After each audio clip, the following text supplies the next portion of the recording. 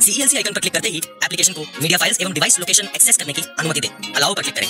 ऐसा करते ही एक नई विंडो खुलेगी जिसमें registrar code, EA code, station. तो नमस्कार बंधुरा, যারা চাইল্ড এনরোলমেন্ট বা আধার কার্ডের যারা কাজ করতে চাইছেন বা আধার কার্ডের ইউজার আইডি এন্ড পাসওয়ার্ড নিতে চাইছেন, তো আধার কার্ডের তরফ থেকে বা UIDAI এর তরফ থেকে একটি নতুন ভিডিও একটা রিলিজ করেছে। সেই ভিডিওর মাধ্যমে আপনারা সমস্ত কিছু জানতে পারবেন যে আপনারা কি করে আইডি নিয়ে আধার কার্ডে কাজ করতে পারবেন এবং তার সাথে কি কি প্রসিডিওর আছে কাজ করার, সেগুলো সব ওই ভিডিওর মধ্যে বলে দিয়েছে। তো আপনারা প্রথম থেকে শেষ অবধি ভিডিওটি অবশ্যই দেখবেন অ্যান্ড ভিডিওটি দেখলেই আপনারা বুঝতে পারবেন যে চাইল্ড এনরোলমেন্টের যে আইডিটা সেটা কী করে পাবেন এবং তার ভেতরে ঢুকে আপনারা আইডি পাওয়ার পরে কী করে কাজ করবেন সেটা প্রপারভাবে দেখিয়ে দিয়েছে।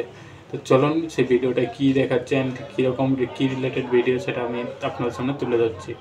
CELC को डाउनलोड करने के 4 तरीके हैं। USB द्वारा, ईमेल द्वारा, व्हाट्सएप द्वारा एवं गूगल ड्राइव द्वारा। डाउनलोड करने के बाद इंस्टॉल आइकन पर क्लिक करें। इंस्टॉलेशन प्रक्रिया पूरा होने के बाद CELC आइकन प्रदर्शित होगा जो कुछ इस तरह दिखेगा। CELC आइकन पर क्लिक करते ही एप्लीकेशन को मीडिया फाइल्स एवं डिवाइस लोकेशन एक्सेस करने की अनुमति दें। अलाउ पर क्लिक करें। ऐसा करते ही एक नई विंडो खुलेगी जिसमें registrar code, EA code, station ID, location ID, user name और पासवर्ड भरने को कहा जाएगा।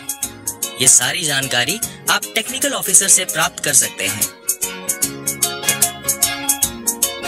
EA कोड, यूजर नेम और पासवर्ड भरने पर आपके टेक्निकल ऑफिसर के मोबाइल पर एक OTP भेजा जाएगा।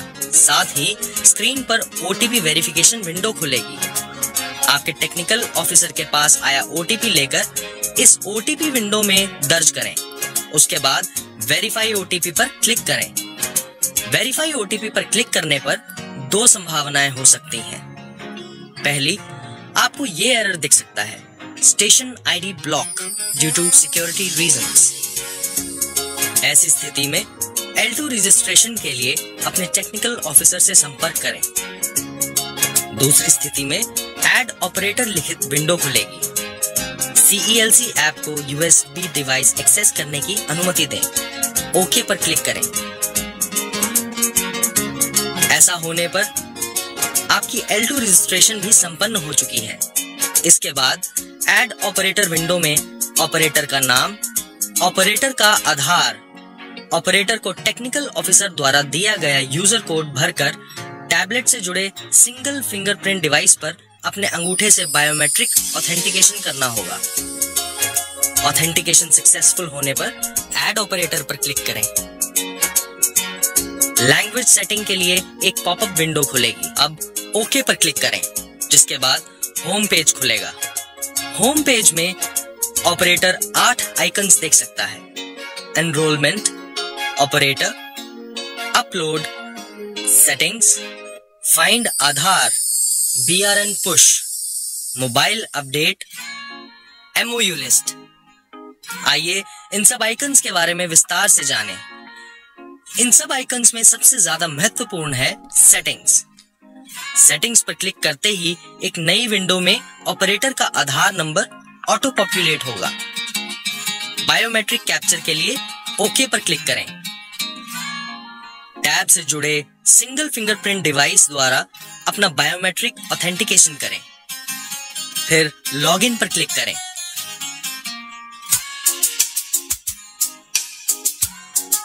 सबसे पहले सेटिंग्स पर क्लिक करिए, जहां पर आप लैंग्वेज सेटिंग्स कर सकते हैं।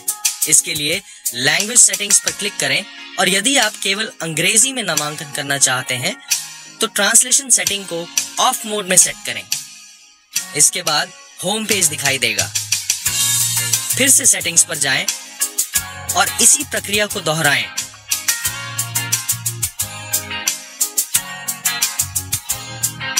इसके बाद स्क्रीन पर दिख रहे ऑपरेटर सिंक आइकन पर क्लिक करें। इसके द्वारा UIDAI डाटाबेस के साथ ऑपरेटर सेंटर की डिटेल्स सिंक होती हैं। इसलिए प्रतिदिन एक बार ऑपरेटर सिंक करना अनिवार्य है। केवल centre type, centre name, centre address और पिन कोड डालकर ओके पर क्लिक करें। इसके बाद OTP प्रमाणीकरण की एक नई विंडो दिखाई देगी। ऑपरेटर के आधार में रजिस्टर्ड मोबाइल नंबर पर ओटीपी भेजा जाएगा। ओटीपी एंटर करें और बायोमेट्रिक ऑथेंटिकेशन करें। ऑपरेटर सिंक संपन्न होने पर होम पेज दिखाई देगा। फिर से सेटिंग्स पर जाएं और बायोमेट्रिक ऑथेंटिकेशन करें।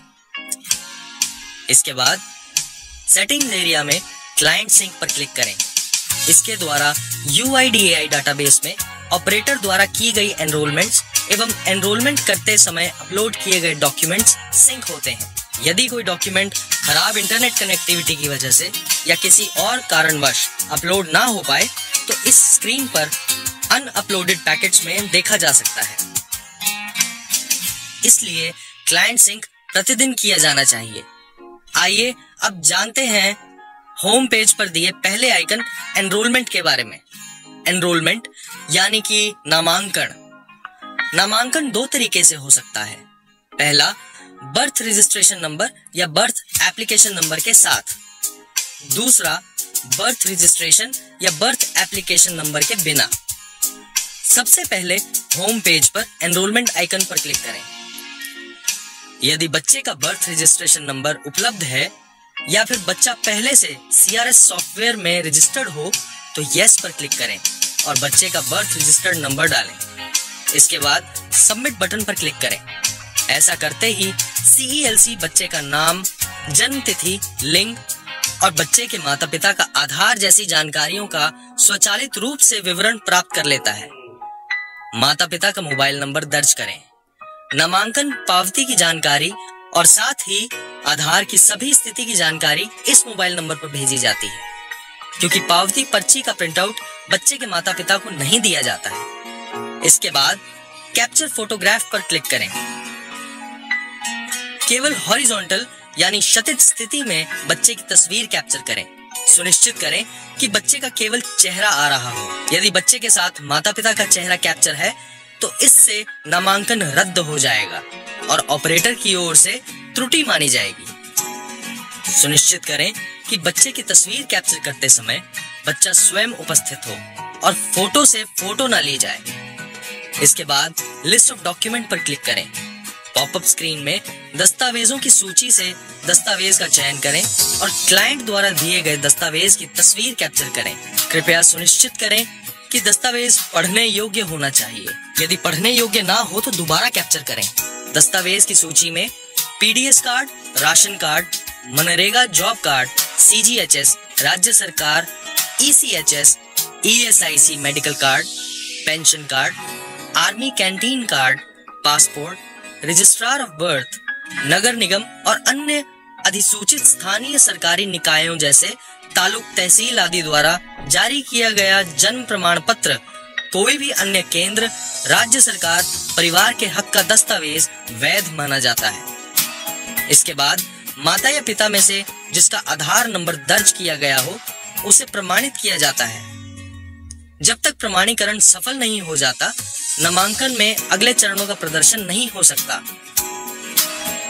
आधार जनरेशन और प्रमाणीकरण के लिए बच्चे के एनरोलमेंट डाटा के उपयोग हेतु अभिभावक की सहमति ली जाती है। इसके बाद रिव्यू पेज पर जाने के लिए रिव्यू बटन पर टैप करें। अगले चरण पर आगे बढ़ने से पहले यदि ऑपरेटर या माता पिता को दर्ज किए गए डाटा में कोई गलती मिलती है तो उसे रीसेट बटन पर टैप करके ठीक करना होगा। ऑपरेटर को एनरोलमेंट साइन ऑफ करने के लिए बायोमेट्रिक ऑथेंटिकेशन करना पड़ेगा। सफल ऑथेंटिकेशन के बाद नामांकन पूरा करने के लिए पूर्ण नामांकन बटन पर क्लिक करें। नामांकन सफलतापूर्वक पूरा होने के बाद डाटा स्वचालित रूप से UIDAI डाटाबेस में स्थानांतरित हो जाता है। किंतु यदि खराब इंटरनेट कनेक्टिविटी जैसे कारणों से डाटा अपलोड ना हो पाए तो ऑपरेटर को होम पेज पर दिए अपलोड फंक्शन का उपयोग करके इसे अच्छी इंटरनेट कनेक्टिविटी या सिग्नल जोन में जाकर दोबारा अपलोड करना होगा। आधार की स्थिति बच्चे के नामांकन के समय दिए गए मोबाइल नंबर पर दी जाएगी। आइए अब बात करते हैं बर्थ रजिस्ट्रेशन नंबर के बिना नामांकन कैसे किया जा सकता है। होम पेज में दिए गए एनरोलमेंट आइकन पर क्लिक करें। बर्थ रजिस्ट्रेशन नंबर ना होने पर नो ऑप्शन सिलेक्ट करें। उसके बाद सबमिट दबाएं। नई विंडो में आपसे जानकारी मांगी जाएगी, जैसे बच्चे का नाम लिखते समय किसी प्रकार की उपाधि या शब्द जैसे बेबी, मास्टर, सुश्री आदि का उपयोग नहीं किया जा सकता। संपूर्ण नाम दर्ज करें। यदि बच्चे को नाम नहीं दिया गया हो तो नाम को बेबी वन ऑफ माँ का नाम इस रूप में कैप्चर करना चाहिए। जन्म तिथि का चयन पॉपअप कैलेंडर से करें। लिंग, बच्चे का लिंग दी गई सूची से चयनित करें। मोबाइल नंबर, माता पिता का मोबाइल नंबर दर्ज करें। नामांकन पावती की जानकारी और साथ ही आधार की सभी स्थिति की जानकारी इस मोबाइल नंबर पर भेजी जाती है, क्योंकि पावती की पर्ची का प्रिंटआउट बच्चे के माता पिता को नहीं दिया जाता है। माता या पिता का आधार नंबर दर्ज करें। बच्चे के साथ यदि अभिभावक हो तो आधार नहीं बनेगा। चेक बॉक्स में हरे रंग का निशान आधार नंबर की वैधता दर्शाता है। यदि आधार नंबर अवैध हो तो लाल चिन्ह दिखाई देता है। इसके बाद कैप्चर फोटोग्राफ पर क्लिक करें।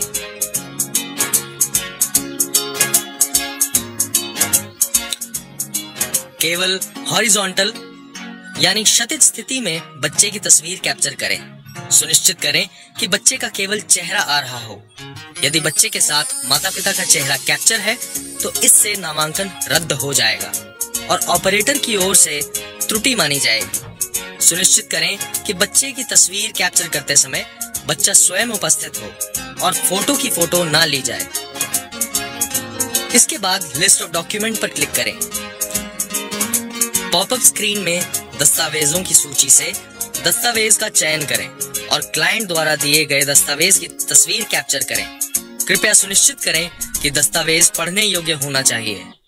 दस्तावेज की सूची में PDS card, ration card, MNREGA job card, CGHS, राज्य सरकार ECHS, ESIC medical card, pension card, army canteen card, passport, registrar of birth, नगर निगम और अन्य अधिसूचित स्थानीय संस्कारी निकायों जैसे तालुक, तहसील आदि द्वारा जारी किया गया जन्म प्रमाण पत्र, कोई भी अन्य केंद्र, राज्य सरकार, परिवार के हक का दस्तावेज वैध माना जाता है। इसके बाद माता या पिता में से जिसका आधार नंबर दर्ज किया गया हो उसे प्रमाणित किया जाता है।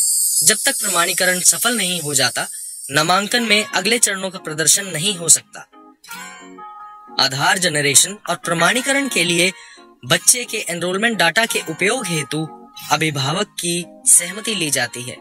इसके बाद रिव्यू पेज पर जाने के लिए रिव्यू बटन पर क्लिक करें।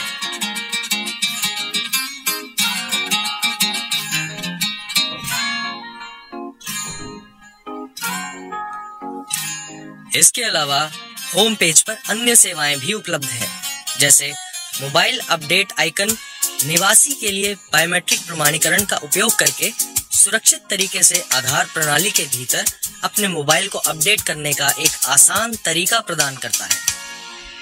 मोबाइल अपडेट बटन पर क्लिक करने पर एक नया पेज खुलता है जो कैप्चा लोड करता है और निवासी से नए मोबाइल नंबर के लिए पूछता है। दर्ज किए हुए नए मोबाइल नंबर पर ओटीपी भेजा जाएगा। कैप्चा और नया नंबर दर्ज करने के बाद एक नया पेज दिखाई देगा जिसमें ऑपरेटर को निवासी का आधार नंबर और ओटीपी दर्ज करना होगा। ईमेल आईडी ऑप्शनल है। इसके बाद निवासी के बायोमेट्रिक प्रमाणीकरण के बाद ऑपरेटर बायोमेट्रिक प्रमाणीकरण करेंगे। निवासी डिस्क्लोजर की जांच के उपरांत और सभी विवरण सही ढंग से भरे जाने के बाद नामांकन पैकेट अपलोड हो जाता है और निवासी को अपने नए मोबाइल नंबर पर अपडेट की पावती मिल जाती है। इसका मतलब आधार में अपडेट किया जाने वाला नया मोबाइल नंबर निवासी के साथ होना अनिवार्य है। होम पेज पर जाएं, एमओयू सूची आइकन पर क्लिक करें। यह अनुभाग मोबाइल अपडेट की सूची दिखाता है। नामांकन रिपोर्ट प्राप्त करने के लिए सेटिंग्स पर जाएं और फिर नामांकन रिपोर्ट आइकन पर क्लिक करें। यह अनुभाग किए गए नामांकन की सूची दिखाता है। दिन के अंत में पेंडिंग पैकेट देखने के लिए होम पेज पर दिए गए अपलोड आइकन पर क्लिक करें। उसके बाद पैकेट अपलोड पर क्लिक करें। पैकेट अपलोड नामांकन की सूची दिखाता है, जो कि इंटरनेट कनेक्शन खराब होने के कारण सर्वर पर अपलोड नहीं हो सके। अपलोड करने के लिए अपलोड आइकन पर क्लिक करें, जिससे डाटा स्वचालित रूप से UIDAI डाटाबेस में स्थानांतरित हो जाएगा। लंबित पैकेट के सफल अपलोड के बाद फोल्डर खाली हो जाएगा। आप सेटिंग आइकन में जाकर नामांकन रिपोर्ट पर टैप करके जांच कर सकते हैं। इसके अलावा होम पेज पर PRN पुश आइकन पर क्लिक करें। ये सेक्शन वो नामांकन की सूची दिखाता है जो नामांकन के समय RGI सर्वर पर अपलोड नहीं किया गया है। PRN पुश पर टैप करने पर डाटा स्वचालित रूप से RGI डाटाबेस में स्थानांतरित हो जाता है। पुश सफल होने पर फोल्डर खाली हो जाता है। यदि ऑपरेटर को CELC में किसी अन्य ऑपरेटर को जोड़ना या हटाना हो तो होम पेज पर जाएं, ऑपरेटर आइकन पर क्लिक करें। महत्वपूर्ण है कि ऑपरेटर का मोबाइल नंबर आधार से जुड़ा हुआ हो। आइए कुछ जरूरी बातों को दोहरा लें। बच्चे की फोटो केवल टैबलेट की हॉरिजॉन्टल यानी क्षैतिज स्थिति में कैप्चर की जानी चाहिए। जहां तक संभव हो बच्चे के चेहरे की छवि को अकेले ही लिया जाए। नवजात शिशुओं के लिए ये स्वीकार्य है कि बच्चा माता पिता की गोद में बैठा हो, लेकिन ये सुनिश्चित करना होगा कि बच्चे के चेहरे के साथ साथ माता पिता का चेहरा कैप्चर ना हो। बच्चे का चेहरा स्पष्ट रूप से दिखाई देना चाहिए। तस्वीर की गुणवत्ता ऐसी होनी चाहिए कि बच्चा तस्वीर से पहचाना जा सके। 0 से 5 वर्ष की उम्र के बच्चों की फोटो के लिए सफेद या सादा पृष्ठभूमि अनिवार्य नहीं है। सुनिश्चित करें कि बच्चा फोटो कैप्चर करने के समय उपलब्ध हो, न कि फोटो से फोटो ली जाए। ये दंडनीय अपराध है। माता पिता को वैध आधार और प्रूफ ऑफ रिलेशनशिप दस्तावेज ले जाने चाहिए। सुनिश्चित करें कि कैप्चर किए गए दस्तावेज पढ़ने योग्य हों। दस्तावेज उल्लिखित सूची में दिए गए दस्तावेजों के अनुसार ही होने चाहिए। प्रकाश व्यवस्था ऐसी होनी चाहिए कि बच्चे के चेहरे पर कोई छाया ना हो। CELC ऐप की वर्किंग के दौरान आने वाली प्रॉब्लम्स और उनके समाधान के बारे में जानते हैं। इस टेबल में सबसे पहले टाइप ऑफ एरर है और ये एरर आने के क्या कारण हो सकते हैं एवं इनके समाधान के तरीके विस्तार रूप से दिए गए हैं। CELC ऐप 0 से 5 वर्ष के बच्चों के आधार नामांकन के लिए बेहद सहायक एवं महत्वपूर्ण है। ऐप से संबंधित किसी भी जानकारी के लिए अपने टेक्निकल ऑफिसर से संपर्क करें।